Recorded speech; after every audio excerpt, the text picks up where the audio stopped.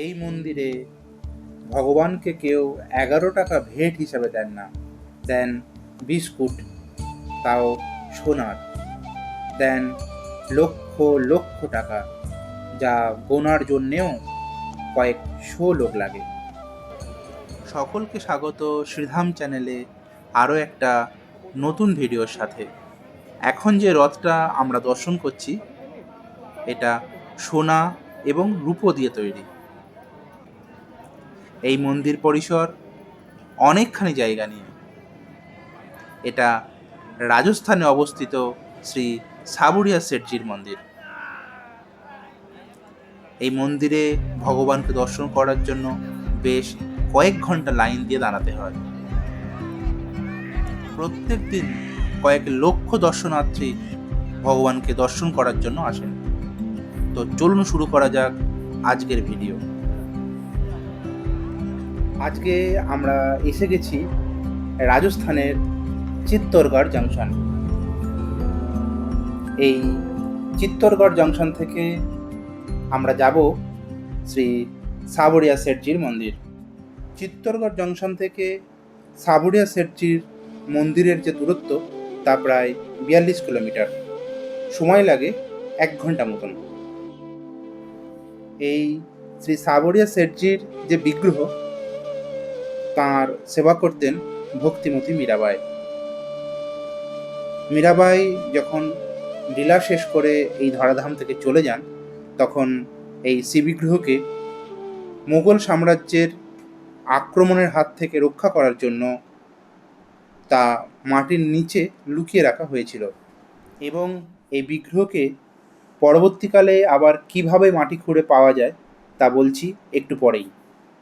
আমরা চিত্তরগড় জংশনে এসেছি ভোর 4টের সময়। এখানে 4 চাকা, অটো, বাস সব কিছুই পাওয়া যায়। আমরা একটা অটো নিয়েছিলাম।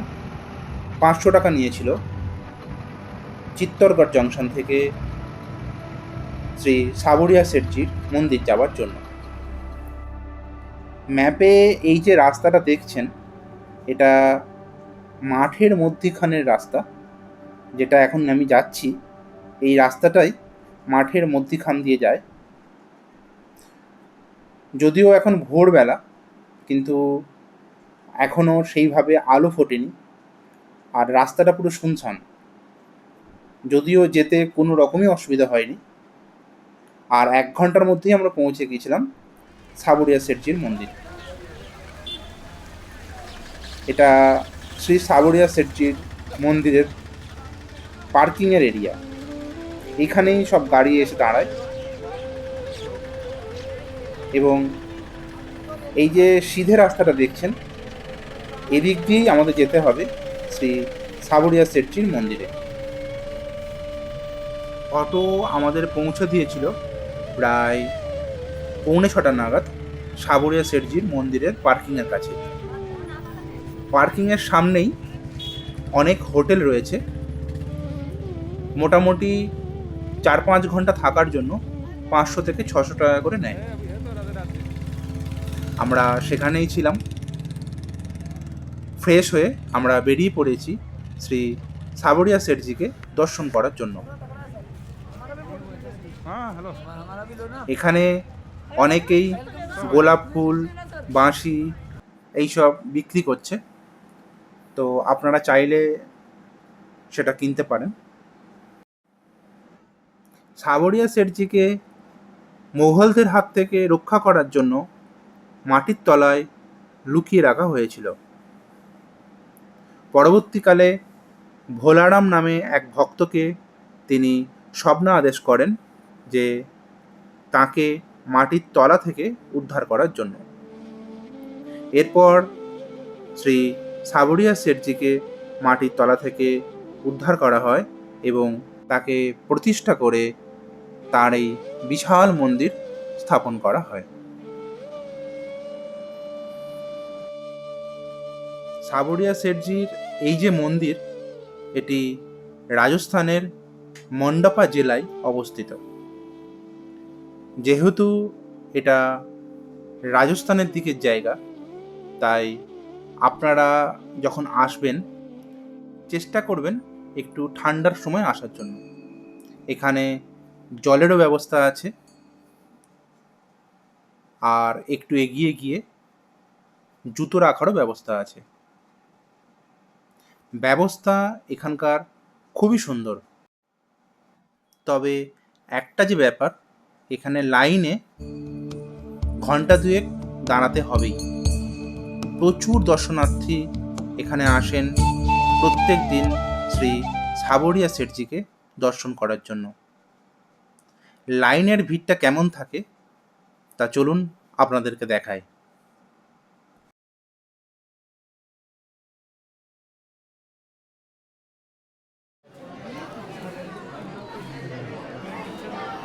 এই যে লাইনটা দেখছেন, তুলনামূলকভাবে এটা কম ভিড়। একাদশীর দিন এখানে আরও বেশি ভিড় হয়। মন্দিরের চারিপাশটা অনেকটা এরকম। লাইনে যেহেতু এখানে অনেকক্ষণ অপেক্ষা করতে হয়, তাই মন্দির কর্তৃপক্ষ থেকে ওপরে এইরকম সেট করে দিয়েছে, যাতে রোদ্দুরটা সরাসরি না গায়ে লাগে। রোদ্দুর গায়ে না লাগলেও এখানে কিন্তু গরম ভালোই আছে। সূর্যের যে তেজ সেটা দেখছেন। তবে একটা বেশ ভালো, এখানে গরম হলেও ঘাম হয় না। চলুন এবার আস্তে আস্তে মন্দিরের ভিতরে প্রবেশ করা যাক। মন্দিরে প্রবেশ করার আগেই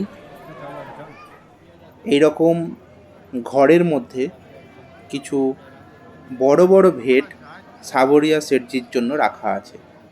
এইগুলো সোনা এবং রূপো দিয়ে তৈরি করা। যেহেতু সাবরিয়াজি সেট এখানকার, তাই অনেক বড় বড় ব্যবসায়ী তার ব্যবসার মুনাফা থেকে এই রকম ভেট সাবরিয়া শেঠজির জন্য প্রদান করেন।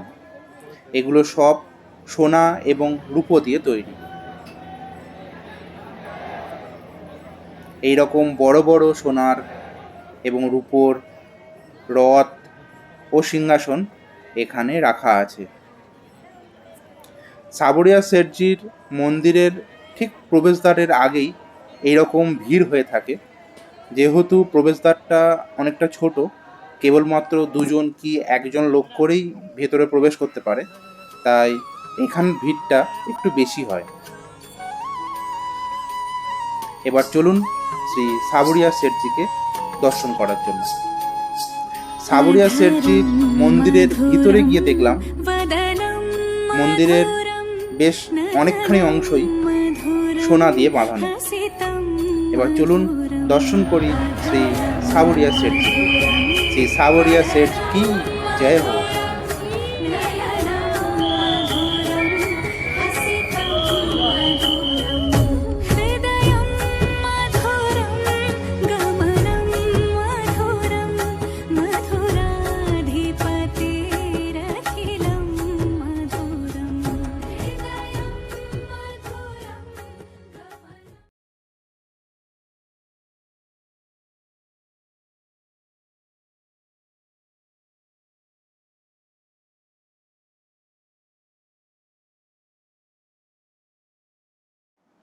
লাইনে ঘন্টা 2-2.5 দাঁড়ানোর পরও সাবরিয়া শেঠজিকে খুব বেশি হলে 10 থেকে 20 সেকেন্ডই দর্শন করা যায়।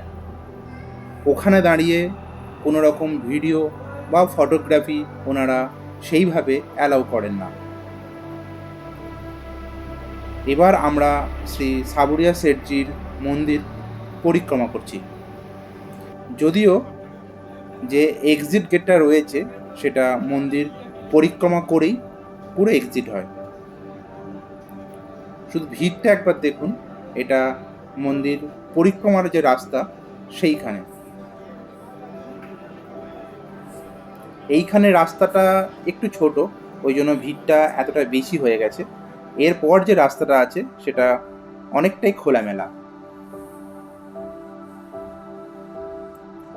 মন্দিরের পাশের যে জায়গাগুলো সেইগুলোতে অনেক গাছ লাগানো আছে, একটু বাগান মতনও করা আছে, কিন্তু সম্ভবত কোনো কারণে সেখানে কাউকে যেতে অ্যালাউ করে না।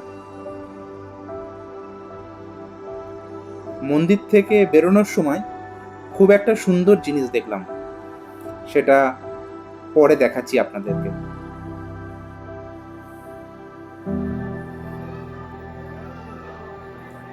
মন্দিরের এই কাজগুলো খুব সুন্দর। আর হ্যাঁ, বাইরে গরম হলেও মন্দিরের এই যে জায়গাগুলো বেশ ঠান্ডা লাগছিল, আর খুব সুন্দর হাওয়াও দিচ্ছিল। এরপরে বেরোনোর সময় যে জিনিসটা দেখলাম, এখানে অনেকেই নিজের যাতে খুব সুন্দর একটা বাড়ি হয়, বা সে বাড়ি যেন দোতলা বা তিনতলা হয়, সেই জন্য এখানে অনেকেই এই যে মাটিগুলো পড়ে রয়েছে, তার সাথে যে ইঁটগুলো পড়ে রয়েছে, সেই মাটি ইঁট দিয়ে সব বাড়ি তৈরি করে যাচ্ছেন, এবং সাবরিয়া শেঠজির কাছে প্রার্থনা করছেন যাতে তাঁরও এইরকম খুব সুন্দর দোতলা, তিনতলা কি চারতলা বাড়ি হয়। এই জন্য এই ইঁটগুলো বা মাটিগুলো দেখুন সেইভাবেই সাজানো আছে। এরপরে গিয়েছিলাম শ্রী সাবরিয়া শেঠজির কাছে যে মার্কেটটা রয়েছে সেইখানে। মার্কেটটায় বেশ ভিড় ছিল, আর সেখানে মিষ্টি বা যাবতীয় যা জিনিস বিক্রি হচ্ছে, তার সাথে এখানে বিক্রি হচ্ছে টাকার মালা। এখানে সাবরিয়া শেঠজিকে টাকার মালা ভেট হিসেবে দেওয়া হয়। সেই মালাগুলো দেখতে খুব সুন্দর লাগছিল। এইগুলো হচ্ছে সেই টাকার মালা। কেমন লাগছে আপনাদের এই ভিডিও, তা আপনারা কমেন্টস করে জানাতে পারেন। এই পুরো দোকানটাতেই বিক্রি হচ্ছিল টাকার মালা। এখানে টাকার মালার সাথে সাথে কচুরি, সিঙ্গারা, জিলেপি এইসব অনেক কিছু বিক্রিও হচ্ছিল। শ্রীধাম চ্যানেলটিতে ভগবানের বিভিন্ন ধামের ভিডিও তুলে ধরা হবে। আপনারা চাইলে চ্যানেলটিকে সাবস্ক্রাইব করে রাখতে পারেন, এবং ভালো লাগলে একটা লাইক করতে পারেন। এরপরে আমরা গিয়েছিলাম নাথদ্বারা। সেই ভিডিও আসতে চলেছে খুব শীঘ্রই। সেরকম নাথদ্বারাতেও রয়েছে গিরিরাজজি। এখান থেকে পরিক্রমা শুরু হয়। নাথদ্বারা শ্রীনাথজির এই ভিডিও আসতে চলেছে এই শ্রীধাম চ্যানেলে খুবই শীঘ্রই। আপনারা যারা নতুন এই চ্যানেলে, তারা চ্যানেলটিকে সাবস্ক্রাইব করে রাখতে পারেন এবং বেল নোটিফিকেশনটা অন করে রাখতে পারেন, যাতে ভিডিও আসার সাথে সাথে আপনারা তা জানতে পেরে যান। এটা নাথদ্বারা গোশালা। এখানে প্রচুর গাই বাছুর রয়েছে। নাথদ্বারার গোশালা শ্রীনাথজি গোশালা নামে খুব পরিচিত। দেখা হচ্ছে আপনাদের সঙ্গে নাথদ্বারার ভিডিওর সাথে। ততক্ষণ সকলকে জয় জয় শ্রী রাধে।